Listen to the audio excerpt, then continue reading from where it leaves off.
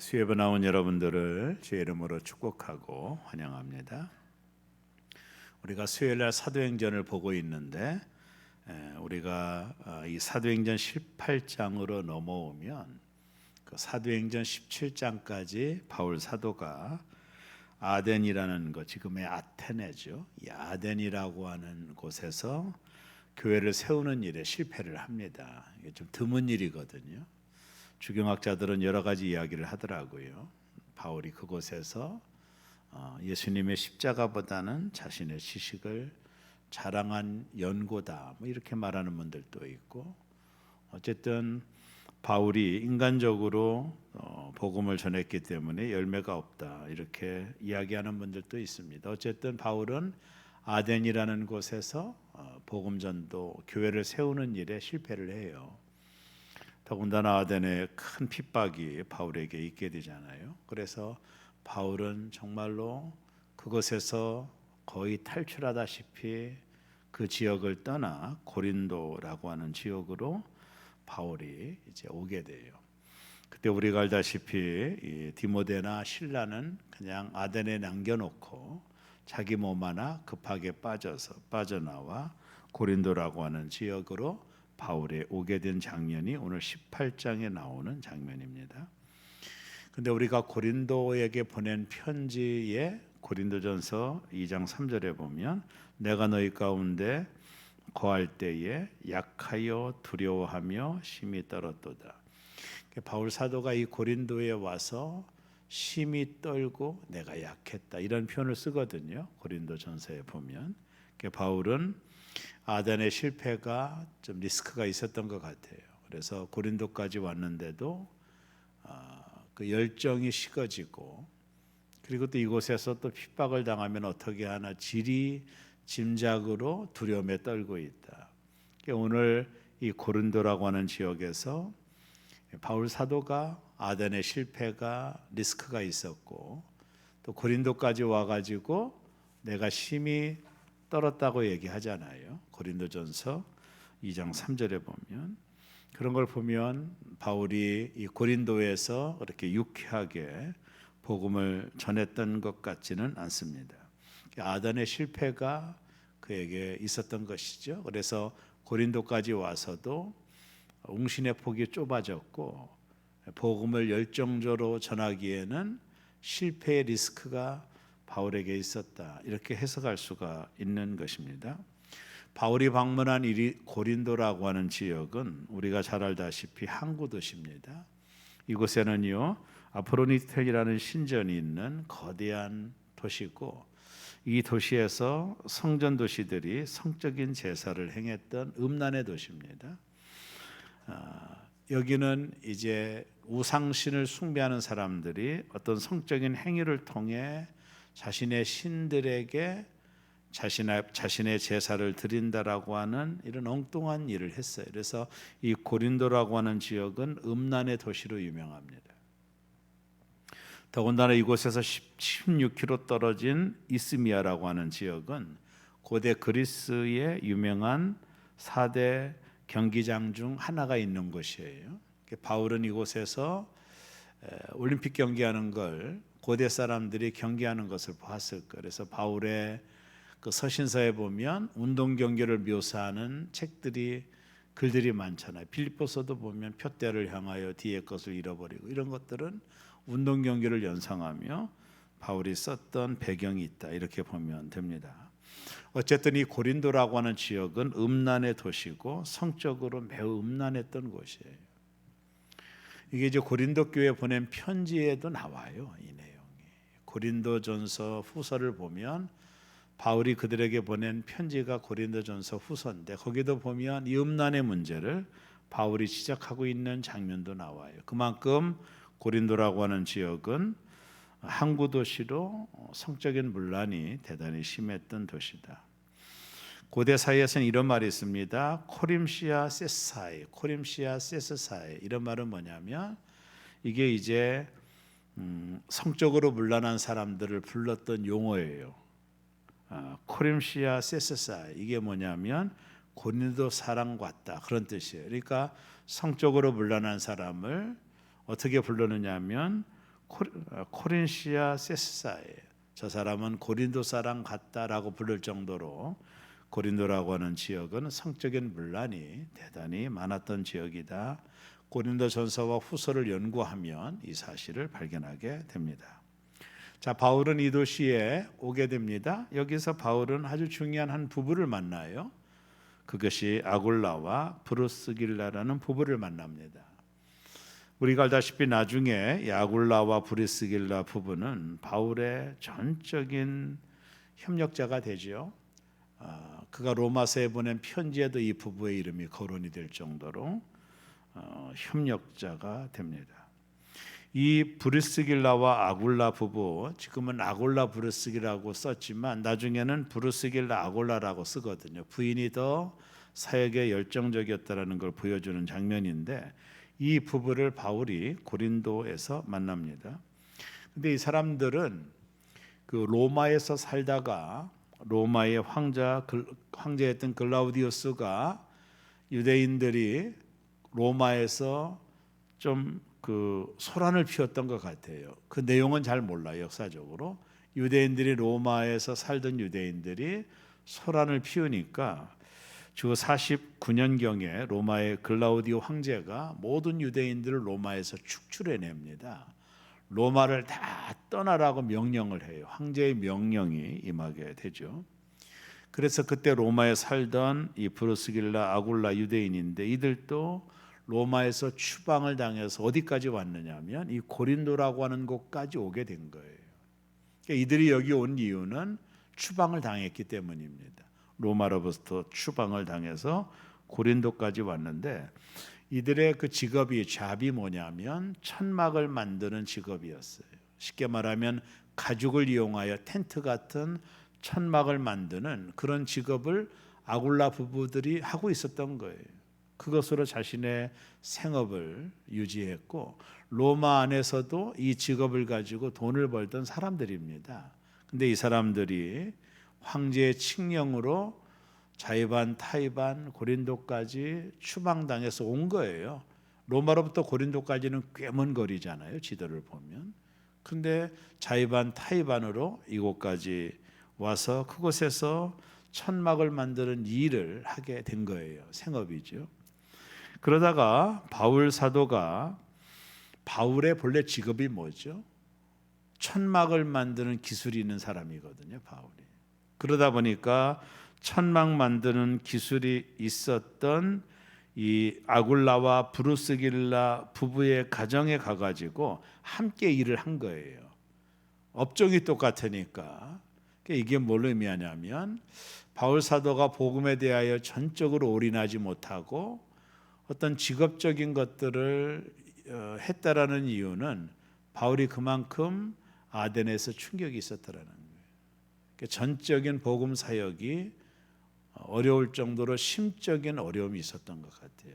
그 감정들을 좀 따져보면 그렇거든요. 그래서 이곳에 와서도 선뜻 하나님의 말씀을 전하기보다는 이 아굴라 부부의 가정에서 천막을 만들어 판다라는 소식을 듣고 바울도 그 가정을 찾아가 가지고 나도 천막 만드는 기술이 있다. 그래서 바울이 그 부부와 그 가정에서 천막을 만드는 일을 고린도에 도착해서 했다라 그 말이에요. 여기는 많은 의미들이 있죠. 바울이 전적으로 복음을 전하기 이전에 아덴의 실패가 그에게 발목을 잡을 수도 있고 용기를요. 아덴에서 엄청난 핍박과 용기를 잃어버렸거든요. 고린도까지 와가지고 담대하게 복음을 전해야 됨에도 불구하고 바울은 아덴의 아픔 때문에 그런지 모르지만은 잠시 자신의 직업을 찾아 아굴라 부부의 집에 가서 천막을 만드는 일을 하고 있었다. 오늘 본문이 그 내용을 설명하고 있는 겁니다. 자, 이것이 전화위복이 됐죠. 바울 사도가 이 아굴라 부부를 만난 것은 바울에게 있어서 대단히 중요한 포인트예요.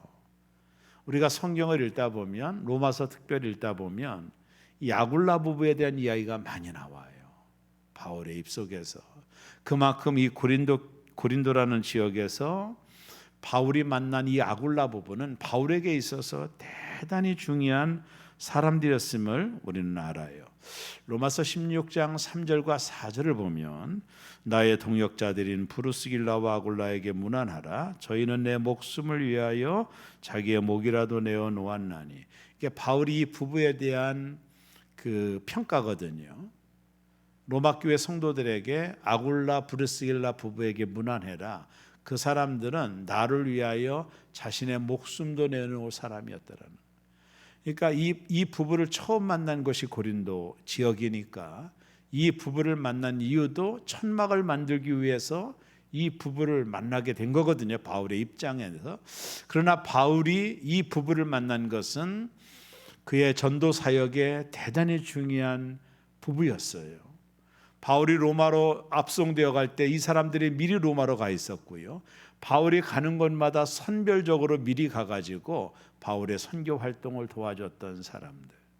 그들이 가지고 있는 직업을 통해 돈을 벌고 그 돈을 바울이 선교하는 데 쓰도록 도와줬던 사람들이에요. 바울이 볼 때 이 부부는 자신을 위하여 목이라도 내놓을 수 있는 사람들이라고 이들을 평가하고 있거든요. 그 만남의 기초가 포인트가 오늘 본문 고린도라고 하는 지역에서 이들을 만났다 이렇게 보면 됩니다. 여러분 사역자들이 사람을 만나는 거 대단히 중요한 여정이거든요. 사역자들이 하나님의 나라 사역을 위하여 사람을 만나는 것처럼 중요한 것은 없다고 봐요. 사람이 대단히 중요한 거거든요. 제가 이런 얘기 해도 누가 될지는 모르지만 제 친한 동기 목사님이 10년 동안 어떤 지역에서 목회를 하다가 그 교회 장로님이 한 분 계셨는데 장로님이 너무나도 어렵게 하는 거예요. 그래서 날마다 나한테 전화해가지고 상담하고 그래도 내가 참아라. 그래도 제가 말을 들어보면 이거는 너무나도 법도에 어긋나는 일들을 많이 해요. 아니, 장로님이 목회를 하려고 해요. 목회를. 주보를 자기가 만든다고 그러지를 않나 뭐. 아니 목회는 목회자가 하는 거고 장로님은 치리거든요. 서무적인 거, 교인들을 치리하고 돌보는 이게 장로님들의 포지션인데 그 기능이 다른데 이분은 자기가 목회를 하려고 하니까 여기에 대해서 상당히 어려움을 겪었어요. 그래도 규모가 큰 교회거든요. 근데 2주 전이 한 3주 전이군요. 전화가 왔어요. 사표를 냈다는 거예요. 너무 놀래가지고 아니 나이가 지금 60이 넘은 당신이 어떡하려고 그러니까 그 지방에 교회가 하나가 나왔는데 성도들이 10명도 안 되는 이 교회에 비하면 천지 차이죠. 10명도 안 되는 교회를 자기가 가려고 사표를 냈다는 거예요. 그래서 그 작은 교회의 치리 목사가 이 목사님의 후배이기 때문에 전화해가지고 나 거기 갈 수 있게 해달라고. 그래서 오늘 이사를 했다고 그러더라고요. 여러분 오죽했으면 우리 나이에 10명도 안 되는 교회로 부임을 하겠습니까?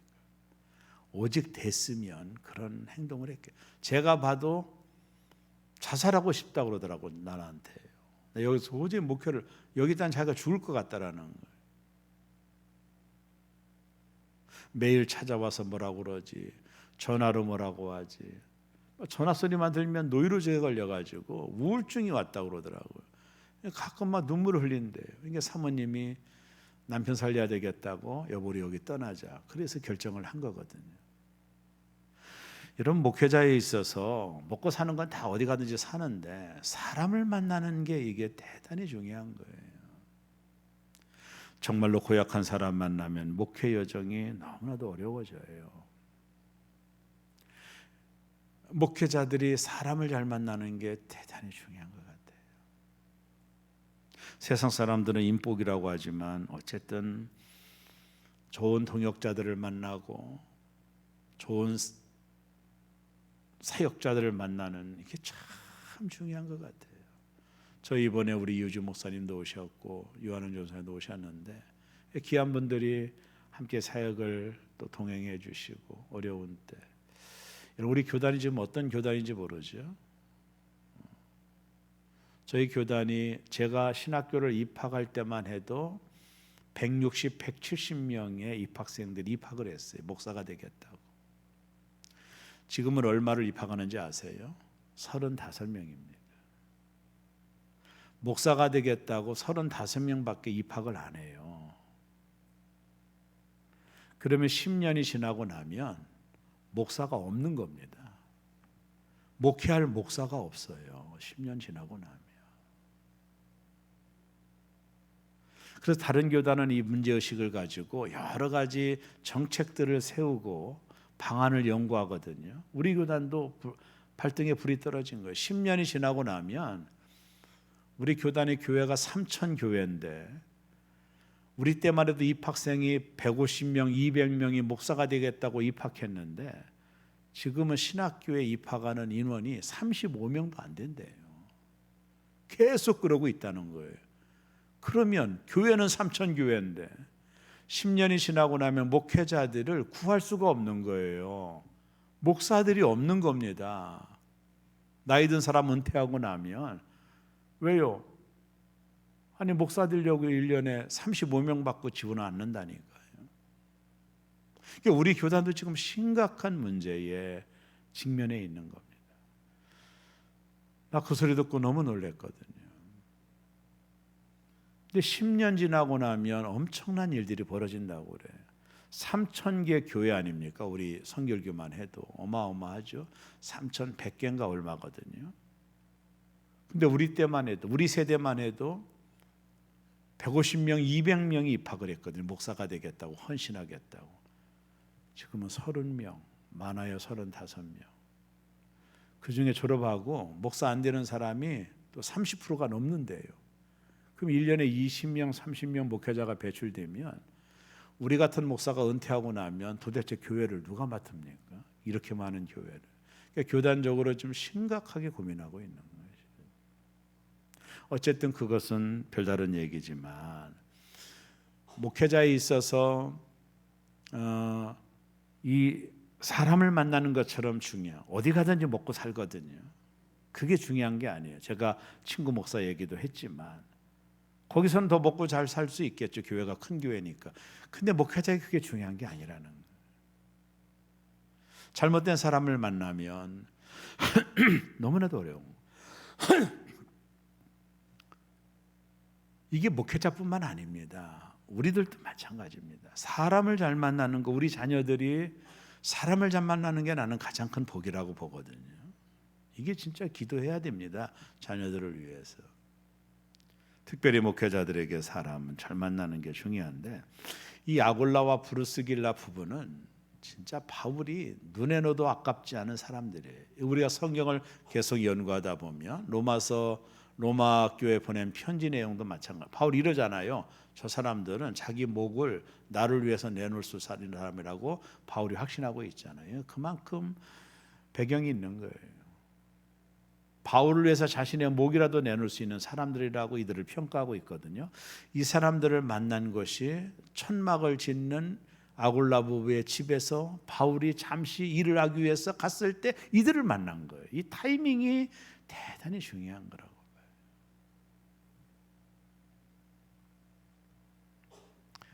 이 부부를 만난 것이 바울의 목회 사역에 대단히 중요한 전환점이 됐다고 봅니다. 자, 그러고 나서 바울이 이제 천막 짓는 일을 하다가 자비량 선교니까요. 일을 하다가 바울이 이제 평상시에는 아골라 부부 집에서 천막을 짓다가 이제 안식일이 돌아오잖아요. 안식일에는 일할 수 없으니까 바울이 그 안식일에는 가서 이제 회당 같은 데 가서 복음을 전한 거예요. 자, 4절을 보세요. 18장 4절을 다 같이 읽습니다. 안식일마다 바울이 회당에서 강론하고 유대인과 헬라인을 권면한. 안식일마다, 그러니까 안식일이 아닌 평일에는 아골라 부부 집에 가서 천막을 지어서 돈을 벌고 있었다는 뜻이거든요. 근데 안식일에는 일을 할 수 없으니까 바울 사도가 회당에서 강론하고 유대인과 헬라인들을 권면했다. 한마디로 말하면 복음을 전했다라는 거거든요. 너희들 예수 믿어야 된다. 이걸 전했다라는 거예요. 그 강론의 내용이 5절에 나옵니다. 우리 5절을 이어서 볼까요? 신라와 디모데가 마게도냐로부터 내려오매 바울이 하나님의 말씀에 붙잡혀 유대인들에게 예수 그리스도란 증언하니. 자, 이제 아단에 머물렀던 여기 보면 신라와 디모데가 합류를 한 거예요. 그러니까 바울이 이들이 합류되고 나서 큰 힘을 얻은 거죠. 그죠? 그리고 이제 일을 멈춥니다. 더군다나 바울과 신라와 디모데가 이 아덴에 있는 교회들이 선교비를 많이 모아가지고 가지고 온 거예요. 그러니까 천박짓는 일을 하지 않더라도 복음을 전하는 일에 먹고 사는 것이 해결됐으니까 이때부터는 어떻게 했다고요? 하나님의 말씀에 붙잡혀, 이게 참 중요한 얘기거든요. 하나님 말씀에 붙잡혀 유대인들에게 예수가 그리스도라는 말을 전했다라는 겁니다. 이때부터 온전히 하나님 말씀에 붙들려서 예수가 그리스도라는 말을 복음을 전했다라고 오늘 본문에 나와요. 바울이 전한 복음의 메시지는 예수가 그리스도라는 거거든요. 이게 명제입니다. 바울은 이것만 전했어요. 여러분, 그리스도라는 것은 기름 부음을 받은 자라는 뜻이거든요. 여러분, 성경에 보면 기름 부음을 받는 자는 세 분밖에 없어요.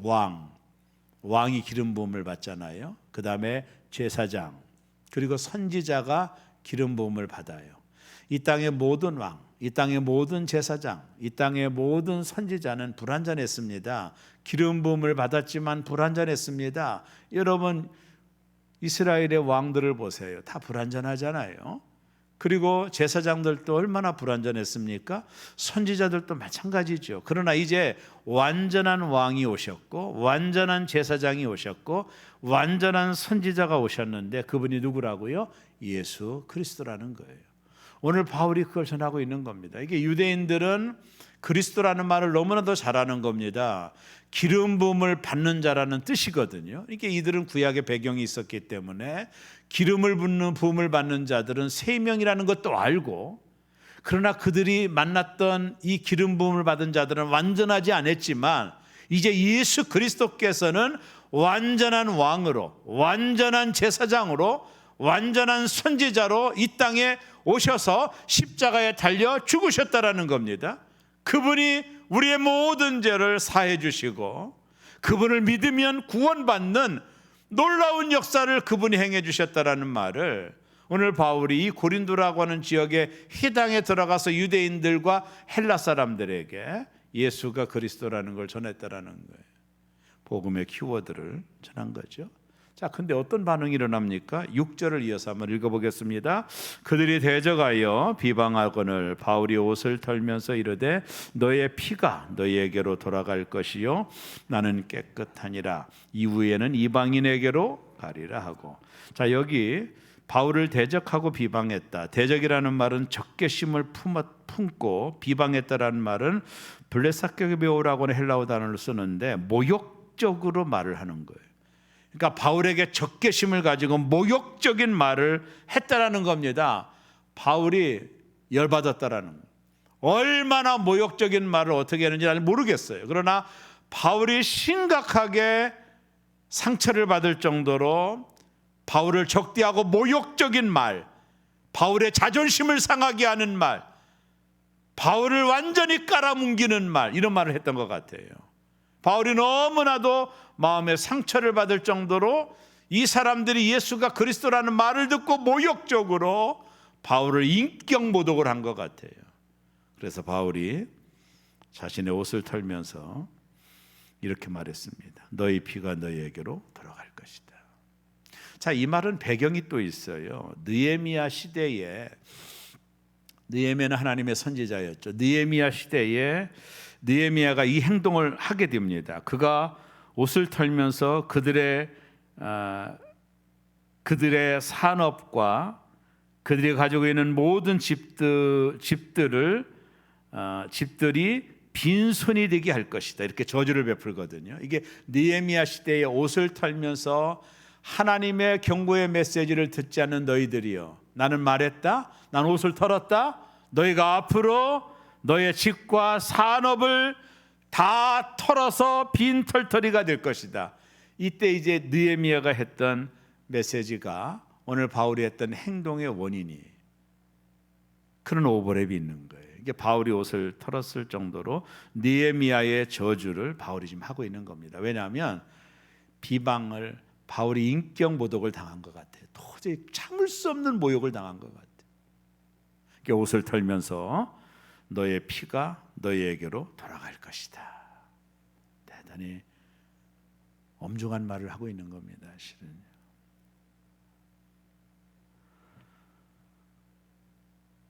바울이 이렇게 말하는 거예요. 나는 할 얘기 다 했다. 나는 구원의 복음을 전했어. 근데 너희가 적개심을 가지고 나를 모욕하구나. 나는 할 말 다 했다. 나머지 결과는 너희가 책임져야 돼. 하나님의 심판이 임하는 걸 너희가 받는 거야. 나는 다 할 얘기 한 것뿐이야 라고 바울이 그들에게 말을 한 거죠. 그리고 나서 7절, 8절을 두 절을 동시에 읽겠습니다. 거기서 옮겨 하나님을 경외하는 디도 유스드라라는 사람의 집에 들어가니 집은 해당 옆이라. 또 해당장 그리스보가 온 집안과 더불어 주를 믿으며 수많은 고린도 사람도 듣고 믿어 세례를 받더라. 바울이 이제 오늘 본문에 나와 있는 7절과 8절에 보면 여기 디도 유스도라고 하는 사람의 집에 가서 그리고 또 해당장 그리스보가 온 집안이 예수를 믿는 구원의 역사가 일어나게 된 거죠. 놀라운 역사가 있는 겁니다. 누군가는 복음을 적대시하고 비난하고 조롱하더라도 누군가는 예수를 믿는 거예요. 이게 복음이 가지고는 역동성이에요. 쉽게 말하면 하나님 택함 받은 자들은 돌아오게 되어 있는 거예요. 누군가는 저주하더라도 누군가는 예수를 믿는 겁니다. 그 복음을 받아들이는 거예요. 그것이 구원의 역사예요.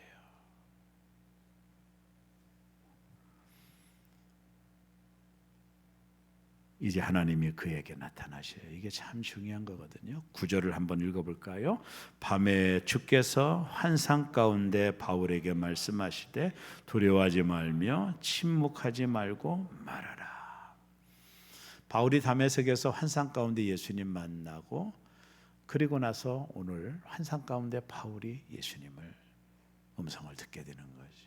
메시지가 뭐죠? 두려워하지 말며 침묵하지 말고 말하라.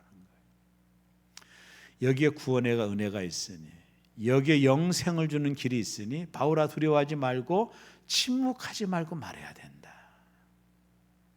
이게 오늘 우리에게 주는 아주 귀한 메시지라고 봐요. 우리가 예수를 믿는다면 우리도 침묵하지 말고 전해야 되거든요. 우리에게 전도본부가 열심히 전도하듯 우리 모두도 침묵하면 안 돼요. 이 구원의 도리를 침묵하지 말고 말하라. 예수님이 하신 말씀이거든요. 오늘 우리에게도 동일하게 말씀할 거예요. 침묵하지 말고 말하라는 거예요. 침묵하면 안 된다. 예수가 그리스도라는 것을 말해야 된다. 그분이 우리의 모든 죄를 담당하고 십자가에 달려 죽으셨다라는 걸 말해야 된다. 침묵하면 안 된다. 침묵하지 말고 말해라. 오늘 예수님께서 바울에게 주신 메시지고 오늘 우리에게 주시는 말씀이라고 봐요. 침묵하면 안 됩니다. 구원의 길을 우리가 알았다면 담대하게 이 복음을 전해야 되는 거죠. 이게 우리의 미션이요 사명이라는 겁니다. 침묵하지 말고 말해라. 그리고 나서 이어서 10절에 말씀을 합니다. 다 같이 읽습니다. 내가 너와 함께 있음에 어떤 사람도 너를 대적하여 해롭게 할 없을 것이니 이는 이 백성 중에 내 백성이 많음이라 하시더라. 바울아, 어떤 사람도 너를 대적할 수 없어. 내가 너와 함께 할게. 참 놀라운 메시지거든요.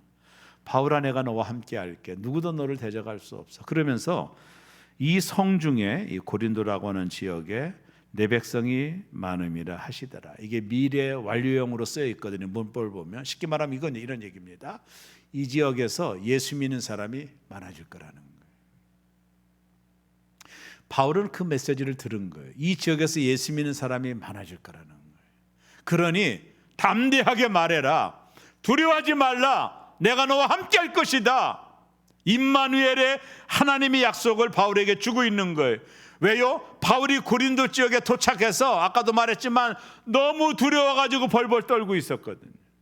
아덴의 실패가 그의 마음을 상하게 했고 자신감을 잃어버렸던 바울에게, 바울이 고린도 교회에게 보낸 편지에서 그러잖아요. 내가 이 지역에 있을 때 너무 두렵고 벌벌 떨었더라고. 바울이 솔직한 자신의 감정을 가지고 있었거든요. 그걸 얘기했습니다. 그런 상황이었습니다, 바울이. 그래서 새 가슴이 되어 천막 만드는 일을 했는지도 몰라요. 담대하게 복음을 전하기보다는 그저 일거리 찾아서 일을 하다가 간신히 안식일 날 복음을 전했던 바울이 실라와 디모데가 합류하고, 그리고 교회가 보낸 선교비에 대한 그런 은혜가 있어서 이제는 담대하게 복음을 전하는 바울을 향하여, 바울아 두려워하지 마, 벌벌 떨 필요 없어, 너를 대적하여 해롭게 할 자가 없을 거야, 내가 너와 함께한다. 그리고 바울아, 여기에 하나님을 믿을 백성이 많아질 거야. 이게 바울이 너무나도 좋은 말씀이죠. 두려워하지 말고 담대해라. 그리고 나서 바울이 이 지역에서 얼마를 머무는지 아세요? 마지막 11절을 다 같이 읽습니다. 1년 6개월을 머물며 그들 가운데서 하나님 말씀을 가르치더라. 1년 6개월이나 머물렀어요, 바울이. 이곳에서 바울은 순회 전도자이기 때문에 많아야 3개월, 4개월이거든요. 근데 이 고린도라는 지역에서 1년 6개월을 머물며 복음을 전하고 하나님 나라를 전함으로 인해서 나중에 고린도 교회가 든든하게 서게 되는 놀라운 역사가 일어나게 됩니다. 오늘 이 메시지를 통해 우리는 귀한 것들을 배우게 돼요. 저는 여기 있다고 봐요. 하나님의 말씀을 침묵하지 말고 전해야 된다. 익산에도 믿을 자가 많이 있으니 침묵하지 말고 말해라. 한번 따라할까요? 침묵하지 말고 말해라. 우리가 어떤 사람을 만나든지 간에 침묵하는 것은, 이거는요, 하나님 앞에 잘못된 겁니다. 거저받았기 때문에 말해야 됩니다. 침묵하지 말고 나를 만나는 모든 사람에게 말을 해라. 내가 너와 함께 할 것이다. 내가 너를 지켜줄 것이다. 이 말씀을 주시는 겁니다. 우리 새로운 교회가 침묵하지 않고 말하는 교인들이 많아지기를 주의 이름으로 축원합니다.